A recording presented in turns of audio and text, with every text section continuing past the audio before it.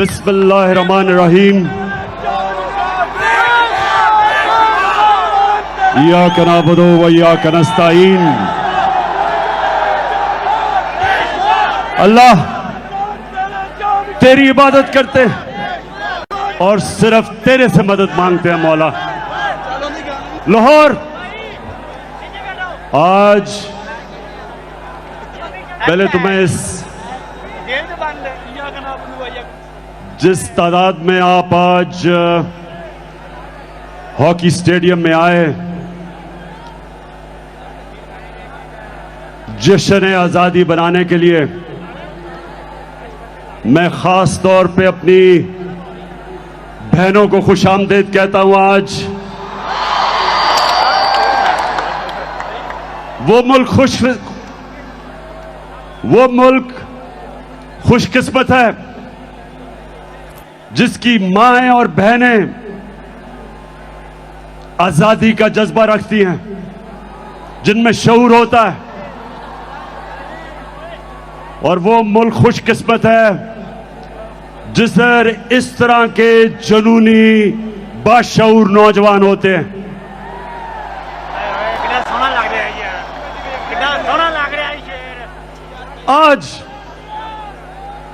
आज आपने तहम्मुल से और बड़े गौर से मेरी बात सुननी है। मैंने आज आपको हकीकी आजादी का रोड मैप देना है, रास्ता बताना है। और मैंने आखिर में हमने क्या कदम उठाने हैं हकीकी आजादी को हासिल करने के लिए, वो आज मैं सारी कौम को वो रास्ता बताऊंगा। मेरे पाकिस्तानियों, 4 किस्म की गुलामी होती है। 4 किस्म की गुलामी इंसान करता है। कायद आजम मोहम्मद अली जिन्ना ने हमें एक गुलामी से आजादी दिलवाई। मैं आज अपनी तकरीर के अंदर आपको वीडियोस दिखाऊंगा ताकि आपको समझ आए, मैं अपने आप को बेहतर तरीके से आपको समझा सकूं कि मैं क्या कह रहा हूं। तो मैं सबसे पहले एक आपको छोटी सी कायद आजम की वीडियो सुनाना चाहता हूं, जो उन्होंने आज से 75 साल पहले कहा। तो मैं ये चाहता हूं कि उस वीडियो को चलाएं please. Muslims desire freedom more than anyone else because love for freedom, fraternity and liberty is the lifeblood of their existence. But freedom must mean freedom both from the British exploitation and Hindu domination. 100 millions of Muslims will never agree merely to a change of masters. तो पाकिस्तानियों, मैं अब उर्दू में बताता हूं कि हमारे कायद मोहम्मद अली जिन्ना ने क्या कहा। उन्होंने ये कहा कि हम अंग्रेज की गुलामी से निकल के हिंदुओं की गुलामी में नहीं जाना चाहते, हम एक आजाद मुल्क बनाना चाहते हैं। और उन्होंने बताया कि मुसलमान हमेशा आजादी के लिए जद्दोजहद करता है। क्योंकि मेरे पाकिस्तानियों, जब पाकिस्तान बन रहा था तो एक नारा था कि पाकिस्तान का मतलब क्या, और मेरा तेरा रिश्ता क्या। अब ला इलाहा इल्लल्लाह का मतलब, ये मेरी कौम ये गौर से सुन लो, क्योंकि मैं जो आगे आपको बताने जा रहा हूं, हमने कैसे मुकम्मल तौर पे हकीकी आजादी हासिल करनी है, ये याद रखें कि हम अल्लाह से जब कलमा पढ़ते हैं तो अपना अल्लाह से वादा करते हैं कि अल्लाह तेरे अलावा हम किसी के सामने नहीं झुकेंगे। इसको सब समझ जाओ कि हमें बताया गया था शुरू में कि सिर्फ पत्थर के बुतों के सामने झुकना शिर्क है। आहिस्ता आहिस्ता हमें समझ आई, जैसे जैसे मेरी उम्र गुजरी तो मुझे समझ आई कि जब भी अपने जमीर का आप सौदा करते हो और राय हक से हटते हो और किसी भी झूठे खुदा के सामने झुकते हो, पैसे के बुत और सबसे खतरनाक गुलामी का बुत खौफ का बुत है जो इंसान को गुलाम बना देता है। और कभी भी एक गुलाम कौम ऊपर नहीं आ सकती। गुलाम सिर्फ अच्छे गुलाम बनते हैं। इसलिए बड़ी जद्दोजहद के बाद, लाखों कुर्बानियों के बाद पाकिस्तान बना। मैं ज़मान पाक में बड़ा हो रहा था। लाहौर के लोगों सुनो, उस वक्त जो बॉर्डर क्रॉस करते हुए कत्लेआम हुई, हम बड़े होते हुए कितने लोगों को जानते थे जिनके सारे खानदान कत्ल हो गए, लाखों लोग मरे।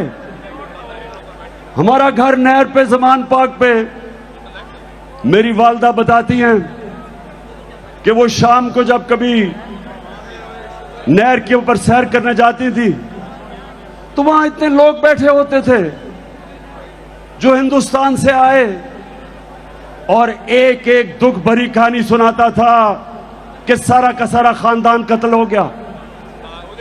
एक दफा मेरी वालदा ने कहा कि बड़ी औरतें, 5-6 औरतें भागी भागी आ रही थी, उनसे पूछती हैं कि पाकिस्तान आ गया। मेरी वालदा ने कहा ये पाकिस्तान है। उधर ही बैठ गई और फिर उन्होंने बताया सारे उनके आदमियों को कत्ल कर दिया, जो उनकी नौजवान बेटियां थी उनको उन्होंने अगवा कर लिया, सिर्फ बेचारी वो औरतें बची। तो इस तरह की हमने कहानियां सुनी है। ये कुर्बानियों के बाद हमारा मुल्क आजाद हुआ था। और जो सबसे जुल्म गुलामी करती है, इंसान के इज्जत नफ्स को खत्म कर देती है, एक इंसान में एहसास कमतरी डाल देती है। हम जब बड़े हो रहे थे हमें याद है, यहां लाहौर जमखाना में हम जाते थे तो लाहौर जमखाना और पंजाब क्लब के लोग इस तरह रहते थे जैसे वो अंग्रेज हैं। क्लब्स के अंदर अंग्रेजी बोली जाती थी, सिर्फ बैरों के साथ उर्दू बोलते थे। और जब उर्दू बोलते थे तो वो बिलावल भुट्टो की तरह बोलते थे कि बारिश आटा है।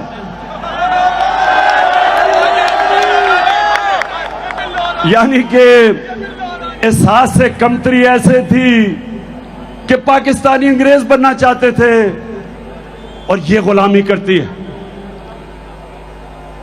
लाहौर के लोगों, जब मैं पहली दफा आज से 50 साल पहले इंग्लैंड में क्रिकेट खेलने गया तो मैं तो सिर्फ 18 साल का था।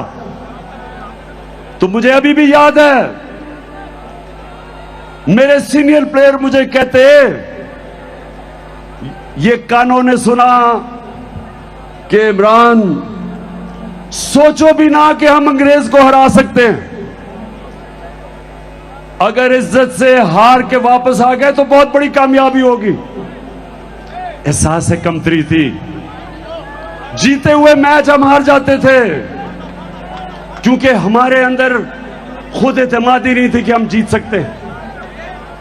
70 की दिहाई में अच्छी भली अच्छी टीमें थी, कोई मैच नहीं जीतती थी। बड़े बड़े मैच जब आते थे एहसास कमतरी की वजह से घबरा के हार जाते थे, और जब 80 की दिहाई में कमजोर टीमें थी, लेकिन क्योंकि ज़हनी तौर पे हम आजाद हो गए थे, हारे हुए मैच जीतते थे। यही पाकिस्तान का हाल है कि वो गुलामी से जो एहसास कमतरी थी उससे हम निकले नहीं। तो पहली गुलामी से तो कायदे आजम ने हमें आजाद किया, और इंशाअल्लाह आज हम उसका पूरा जश्न बनाएंगे।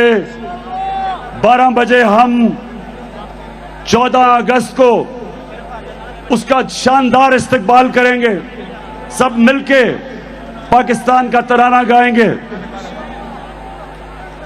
लेकिन 3 और किस्म की गुलामियां, 3 और किस्म की गुलामी है, और मैं चाहता हूं ये गौर से सुने, क्योंकि आखिर में मैं आपको बताऊंगा कि हमने अपने हकीकी आजादी की तरफ कैसे जाना है।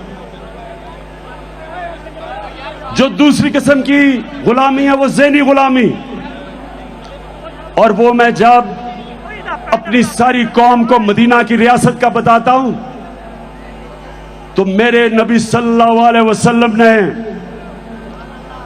मदीना के रियासत में उन लोगों, उन अरबों का जो हैसियत ही कोई नहीं थी, 2 सुपर पावर्स थी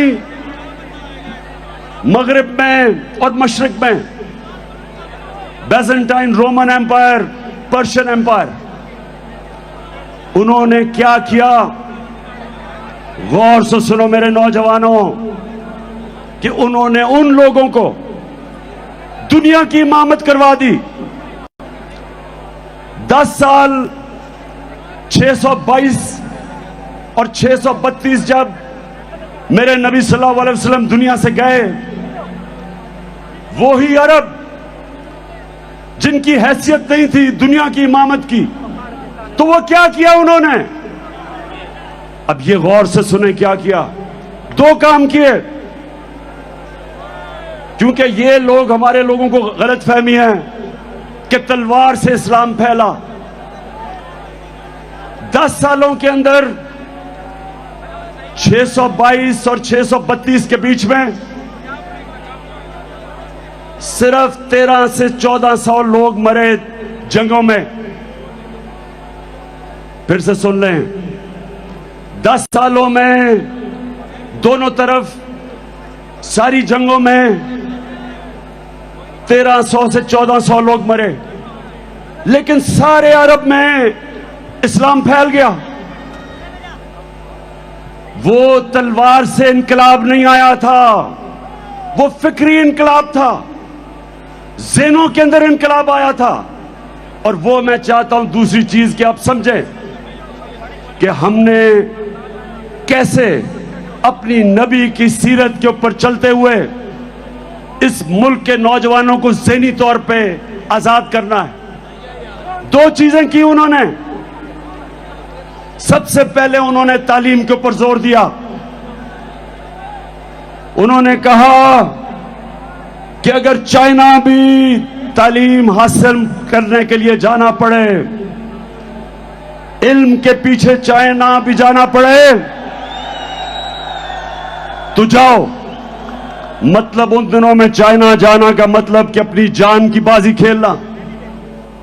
और कहा जब से तुम पैदा होते हो और जब तक तुम कब्र में नहीं जाते, इल्म सीखो। तालीम को उन्होंने इबादत बना दिया, आलिम का दर्जा उन्होंने ऊपर उठा दिया। जो जहालत की गुलामी थी उससे आजाद किया। और दूसरी आजादी, ये खास तौर पे आप सुन लो, दूसरी उन्होंने ज़हन कैसे आजाद किए। उन्होंने इंसानों को बताया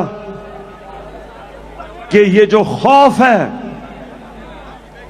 पाकिस्तानियों गौर से सुनो, क्योंकि ये खौफ आपके ऊपर तारी किया जा रहा है आजकल। इससे मेरे नबी ने लोगों को कैसे आजाद किया? क्योंकि जो खौफ की गुलामी है वो सबसे खौफनाक गुलामी है। मैं बार बार लोगों को मिसाल देता हूं करबला की। मुसलमानों की तारीख में जो सबसे बड़ा सानिया हुआ, सबसे बड़ी ट्रेजेडी हुई, करबला के अंदर जब हजरत इमाम हुसैन पहुंचे तो कूफा के लोगों को पता था कि हजरत इमाम हुसैन राय हक पे हैं, उनको पता था।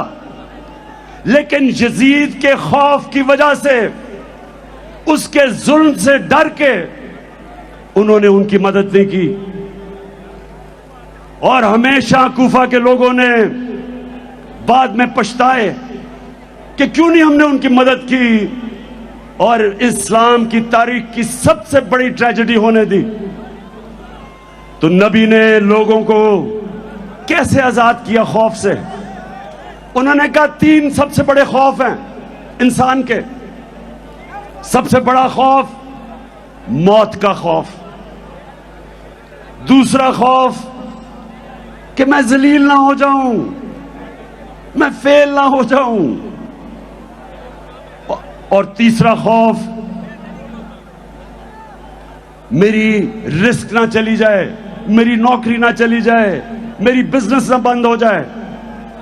ये 3 खौफ की वजह से इंसान अपने जमीर पे कॉम्प्रोमाइज करता है, इंसान राय हक पे चढ़ने से डरता है, इन 3 खौफ की वजह से।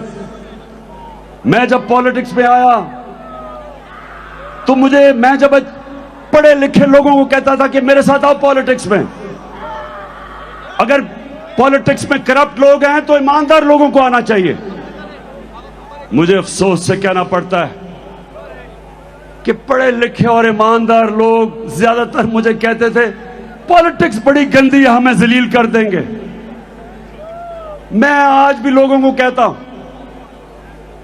ये जो मेरे घटिया मुखालिफ 26 साल से मेरे किरदार कुशी कर रहे हैं, 26 साल से मेरे ऊपर इन्होंने हर किस्म का किताबें मेरे ऊपर गंदी लिखवाई, हर किस्म के मेरे ऊपर इन्होंने बदनाम करने की कोशिश की। लेकिन अल्लाह की शान देखो, आज अब किस तादाद में आए हुए हैं और मुझे हौसला अफजाई कर रहे हैं।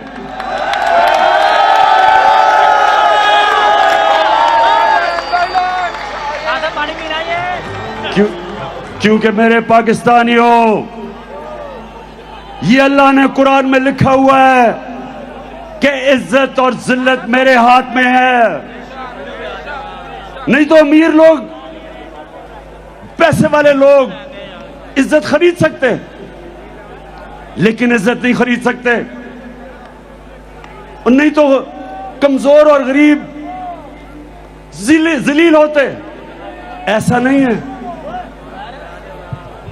और जिंदगी मौत, यह भी मैं आज आप सबको बता दूं कि आज तक किसी ने कोई बड़ा काम नहीं किया जो मौत से डरता है। कोई फौजी ने आज तक बड़े तगमे नहीं लिए जो मौत के खौफ के ऊपर काबू नहीं पाता। पहला आदमी जो माउंट एवरेस्ट पे चढ़ा था, सबसे ऊंचा पहाड़ दुनिया में, एडमंड हिलरी, उससे पहले जितनों ने भी कोशिश की थी माउंट एवरेस्ट पर चढ़ने की, या वो मर गए थे और या फेल हो गए थे। तो जब वो पहला आदमी माउंट एवरेस्ट पर चढ़ा, उसने अपने मौत के खौफ के ऊपर काबू पाया। और ये मदीना की रियासत में मेरे नबी ने किया, इंसानों को आजाद कर दिया, मौत का खौफ चला गया। पैसे की लालच वो चलेगी, क्योंकि रिस्क तो अल्लाह के हाथ में। और उनको ये पता चल गया कि कोई इंसान हमें जलील नहीं कर सकता, मेहनत हम करेंगे। ऊपर वाला दिलों के राज जानता है, और उसके ऊपर ईमान रख के वो लोग, आजाद लोग, उनकी परवाज, जिस तरह अल्लाह कुरान में कहता कि जब इंसान सबसे अजीम मखलूक अल्लाह की, इंसान फरिश्तों से भी ऊपर चला जाता है, लेकिन जब गिरता है जानवरों से भी नीचे चला जाता है। तो हमारे हाथ में अब पाकिस्तानियों ये ज़हनी आजादी की तहरीक कि हमें पहले इत्मीनान होना चाहिए कि हम नबी सल्लल्लाहु अलैहि वसल्लम की उम्मत है, दुनिया के सबसे अजीम लीडर की उम्मत है। हमें ये जमीन में चूंटियों की तरह रेंगने की जरूरत नहीं। हम हाथ फैला के दुनिया के सामने क्यों फिरते हैं? हम वो कौम है, पाकिस्तान वो कौम है जो 27वीं रमजान पे पाकिस्तान बना था।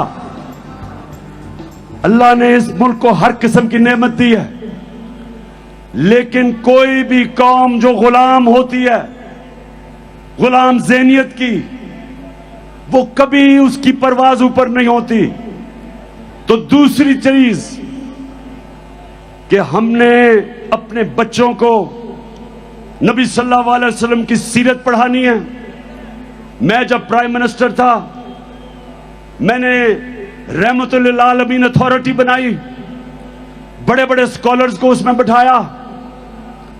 उस अथॉरिटी का मकसद यह था कि कॉलेजेस और स्कूलों में हमारे नबी सल्लल्लाहु अलैहि वसल्लम की जिंदगी हमारे बच्चों को बताएं, ताकि उनके कैरेक्टर मजबूत हों, ताकि वो ज़हनी तौर पे आजाद हों। और सबसे बड़ी चीज ये कि वो मगरबी तहजीब के गुलाम ना बन जाएं। जब तक उनको अपनी तारीख का, अपने दीन का नहीं पता चलेगा, तो मगरबी तहजीब इतनी इस वक्त छाई हुई है कि हमारे बच्चे उनकी गुलामी करेंगे।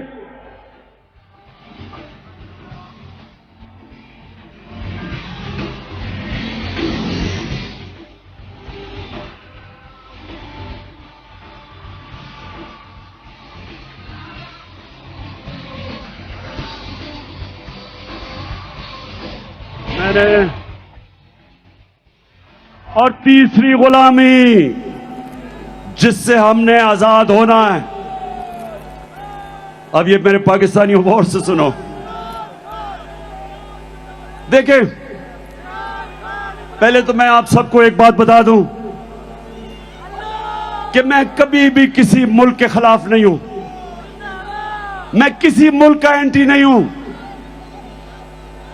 मुझे कहते हैं जी आप एंटी अमेरिकन हैं, मैं एंटी अमेरिकन नहीं हूं। अमेरिका में सबसे ताकतवर पाकिस्तानी कम्युनिटी है जो पाकिस्तानी अमेरिकन कम्युनिटी है।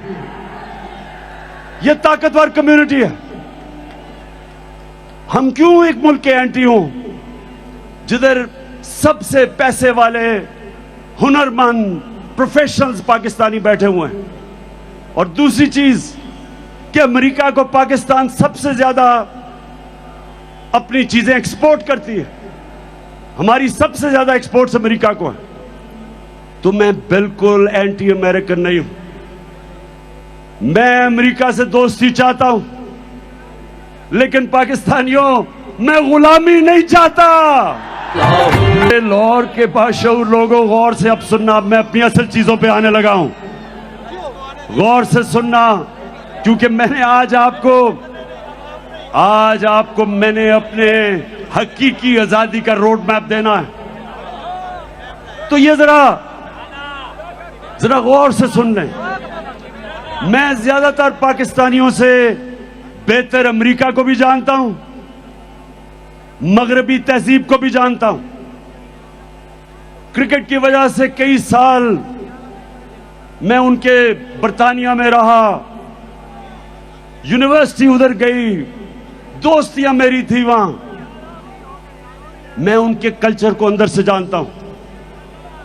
अब जो मैं आपको चीज सुनाना चाहता हूं वो ये कि मैं जो उनकी साइकी जानता हूं वो ये, अगर आप उनके पैरों में गिरते हैं वो आपको इस्तेमाल करेंगे। अगर आप उनकी चमचागिरी करेंगे, वो आपकी इज्जत नहीं करेंगे। लेकिन अगर आप अपने मुल्क के मफादात के लिए खड़े होंगे, उनको अच्छा नहीं लगेगा, लेकिन वो आपकी इज्जत करेंगे। तो मैं जब सियासत में आया आज से 26 साल पहले, 2 वजह से मैं पॉलिटिक्स में आया। एक, जिसकी मैं अभी जो चौथी गुलामी है उसकी बात करूंगा, इंसाफ के लिए, और एक इसके लिए जो हम अपनी खुददारी खो बैठे। मैं ये चाहता हूं कि आप चलाएं कि मैं जब 26 साल पहले पॉलिटिक्स में आया था तो मैं क्या कह रहा था, ताकि आपको ये ना लगे कि मैं ऐसे ही लोगों को वरगलाने के लिए, वोट लेने के लिए मैं अमेरिका के खिलाफ बात करता हूं। ये जरा गौर से सुने कि मैं शुरू में जब पॉलिटिक्स में आया था तो मैं क्या कहता था। हमारी तहरीके इंसाफ, अगर आप इसकी फॉर्म देखें तो इसके ऊपर लिखा हुआ है अय्या का नाबुदो व अय्या का नस्ताईन, और वो इसलिए कि जो भी तारीख ज्वाइन करना चाहता है, आपने किसी भी इंसान के सामने झुकना नहीं।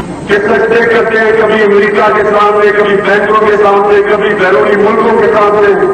मैं आपको ये बताना चाहता हूँ कि तहरीक इंसाफ का नस्ल ये है किया का नाबुदो व अय्या का नस्ताईन, यानी कि सिर्फ अल्लाह की इबादत करते हैं और उसी से ही मदद मांगते हैं, इंसानों के सामने नहीं हम झुकते। पाकिस्तान का मतलब क्या था? ला इलाहा इल्लल्लाह। ला इलाहा इल्लल्लाह का क्या मतलब है? अल्लाह, अल्लाह तेरे सिवा किसी के सामने नहीं झुकूंगा। और ये भी मेरा आपसे वादा है, आज तक ना मैं कभी किसी के सामने झुका हूं। पाकिस्तानियों, कभी आपको किसी के सामने झुकने नहीं दूंगा। Will you allow the American government to have CIA here in Pakistan? Absolutely not.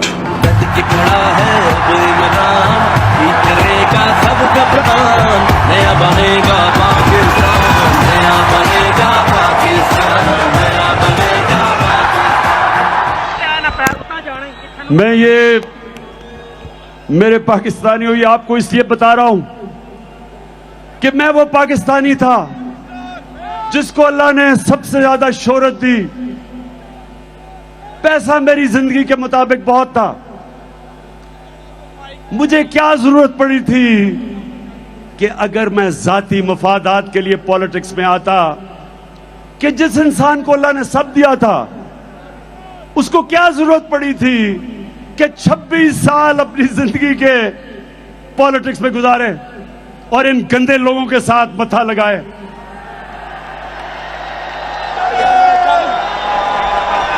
वो इसलिए और वो इसलिए कि पाकिस्तानियों, मेरे माँ बाप, जब मैं बड़ा हो रहा था, हमेशा मेरी मां ने और मेरे बाप ने कहा कि तुम्हें अंदाजा नहीं, तुम कितने खुशकिस्मत हो कि तुम एक आजाद मुल्क में पैदा हुए हो। हमारे से पूछो गुलामी क्या थी। अंग्रेज के ऑफिस में जाते थे तो आम जो उस वक्त इंडियंस थे, उनके लिए सिर्फ चंद इंडियंस को बैठने की इजाजत थी।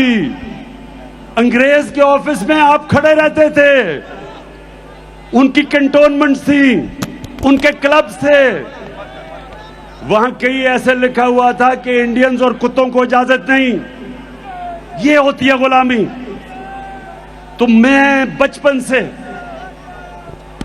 इस चीज का मुझे एहसास था और मैंने अपने मुल्क में एहसास कमतरी देखी अंग्रेज की गुलामी की वजह से।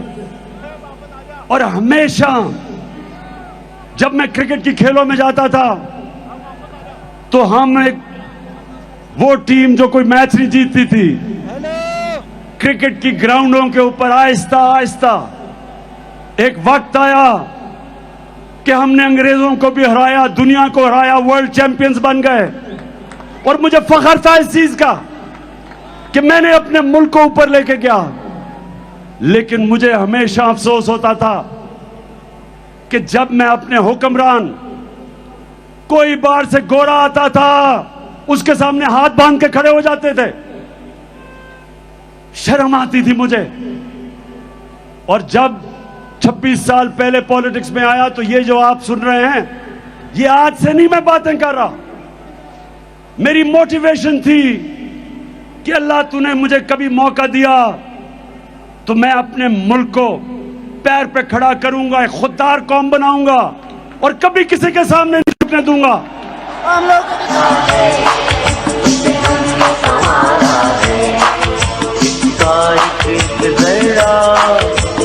जान से प्यारा है इसका एक जरा, हमें जान से प्यारा है।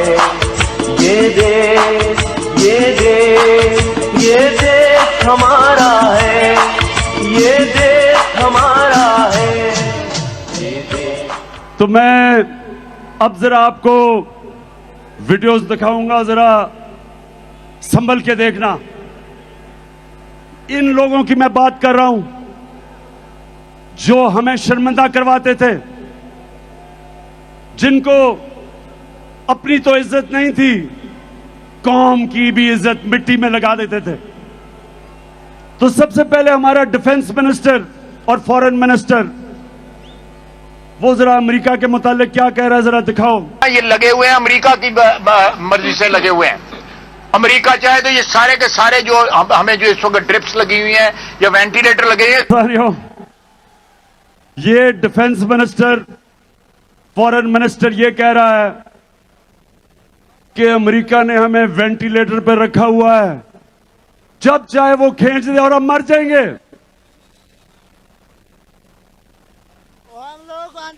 मैं पहले तो इससे पूछता हूं कि ये इस नौबत पे लेके कौन आया? 30 साल तो तुम दो खानदान इस मुल्क के ऊपर हुकूमत कर रहे थे, वेंटिलेटर पे डाला किसने? इस मुल्क का खुद पैसा चोरी करके बाहर महलात, अरबों डॉलर्स की प्रॉपर्टीज, बैंक अकाउंट्स, सारे शाहाना लाइफस्टाइल और कौम को मकरूज कर दिया। कौन जिम्मेदार है? तो पहले हमें मकरूज किया, अब हमें कहता है कि अगर हमने अमेरिका की गुलामी ना की तो हम मर जाएंगे। अब जरा मौजूदा प्राइम मिनिस्टर, क्राइम मिनिस्टर, जरा इसकी जरा सुने, जरा ये क्या फरमाते हैं मुल्क का प्राइम मिनिस्टर। मैं सऊदी अरब से होके आया हूं, मैं यूएई के होके, अभी मैं तुर्की होके आया हूं, और मैंने उन भाइयों को कहा। अब मुझे बताएं, पाकिस्तानियों मुझे बताएं आप कि जब आप मुल्क का प्राइम मिनिस्टर और उस मुल्क का डिफेंस मिनिस्टर ये कहते हैं कि अमेरिका के बगैर हम जी नहीं सकते, तो मुझे बताएं आप सबकी क्या इज्जत होगी? हरे पासपोर्ट की दुनिया में क्या इज्जत होगी? जिस मुल्क के प्राइम मिनिस्टर भिखारियों की तरह फिरते हैं, उस कौम के शहरियों की दुनिया में क्या इज्जत होगी? और मैं इसलिए पॉलिटिक्स में आया था क्योंकि मैं इंटरनेशनल क्रिकेट खेलता था और मुझे पता था कि हम जब दुनिया में जाते थे तो हमारे पासपोर्ट की हमें किस तरह बेइज्जत होना पड़ता था। वो इसलिए कि जब हुक्मरान भिखारियों की तरह अपनी बाहर जायदादें, डॉलर्स बाहर और मुल्क को मकरूज करके और फिर झुके सामने। अब जरा देखें कि पाकिस्तान का प्राइम मिनिस्टर नवाज शरीफ जब प्रेसिडेंट ओबामा से मिला तो जरा उसको फरमाएं, उसकी जरा देखें कि हालत क्या थी, कहां पे टांग रही थी। इतना घबराया हुआ था कि थैंक यू भी पढ़ के करना पड़ा, कहीं गलती ना हो जाए, आका नाराज ना हो जाए। तो पाकिस्तानियों, अब जरा मैं सिर्फ एक और आपको वीडियो दिखाना चाहता हूं, फिर से आप ये गलत फहमी में ना हो कि मैं आज ये बातें कर रहा हूं। ये मैं जब से पॉलिटिक्स में हूं ये बातें कर रहा हूं मेहर का। ये जरा देखें ग्राउंड रियलिटी के ऊपर जरा गौर। अभी 12 बजे तक मैंने अभी जरा आखिर पॉइंट पे भी आना है, लेकिन मैं ये समझाना आपको चाह रहा हूं कि मेरा जो कायद था, कायद आजम मोहम्मद अली जिन्ना, अपनी तारीख की किताबें पढ़ें। एक गुलाम हिंदुस्तान में एक आजाद लीडर था, उसके सारे मुखालिफ इज्जत करते थे, खुददार था, कभी किसी के सामने नहीं झुकता था। हम उसको लीडर मानते हैं। और हम पाकिस्तानियों, आप ये सुना है हमने कितनी भारी कीमत अदा की अमेरिका की गुलामी करके। मैं फिर से आज आपको कहता हूं कि मैं अमेरिका से दोस्ती कर रहा था, लेकिन मैं गुलामी करने के लिए तैयार नहीं था। मैंने प्रेसिडेंट ट्रंप से मेरे ताल्लुकात ठीक थे, क्योंकि वो वापस इज्जत देता था। जब मैं वॉशिंगटन गया, अपनी पाकिस्तानी कम्युनिटी अमेरिकन से पूछे कि जिस तरह का उसने प्रोटोकॉल मुझे दिया, कितने और पाकिस्तानी प्राइम मिनिस्टर्स को दिया पहले, क्योंकि वो इज्जत करते हैं उनकी जो अपनी इज्जत करवाते हैं।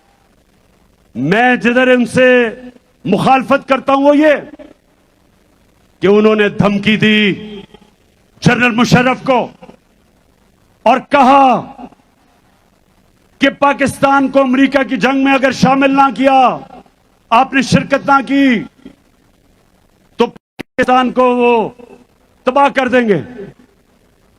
बदकिस्मती से हमारा लीडर उस वक्त जनरल मुशर्रफ घुटने टेक गया और पाकिस्तानी कौम ने